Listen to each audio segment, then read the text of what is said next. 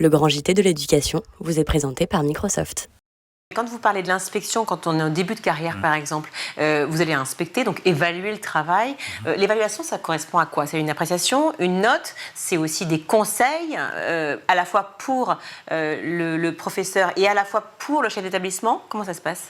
Ce sont surtout des conseils. Il faut que ce soit surtout des conseils. Nous sommes vraiment, on parle en ce moment là de la relation de l'inspecteur et de l'enseignant, mais ça doit être avant tout une relation de confiance.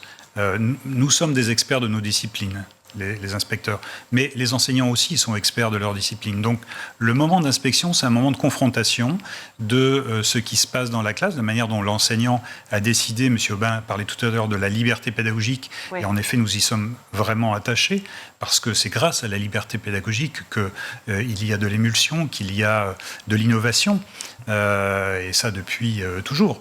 C'est vraiment très important à conserver. Mais donc nous avons cette part de contrôle, parce qu'il faut bien sûr veiller à ce que les textes soient bien conduits, que les référentiels, les programmes soient menés comme il se doit. Mais ce qui est important, c'est que dans cette relation de contrôle, dans le dialogue que nous avons ensuite avec l'enseignant, parce que nous avons généralement de l'ordre d'une heure de discussion. Une heure pour évaluer seulement? Alors, wow. Généralement, c'est une heure d'observation, enfin, c'est au moins une heure d'observation.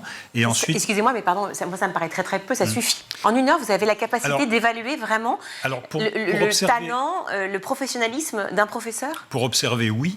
En fait, on voit très rapidement ce qui se passe dans la classe et comment l'enseignant construit son enseignement. Mais nous n'avons pas que cela. Nous regardons également les cahiers d'élèves, nous regardons également le cahier de texte, nous regardons... Voilà, il y a beaucoup d'éléments qui nous permettent de voir le travail non seulement au moment où nous venons dans la classe, mais comment il est construit tout au long de l'année par l'enseignant. Donc ça, on a plusieurs éléments d'observation.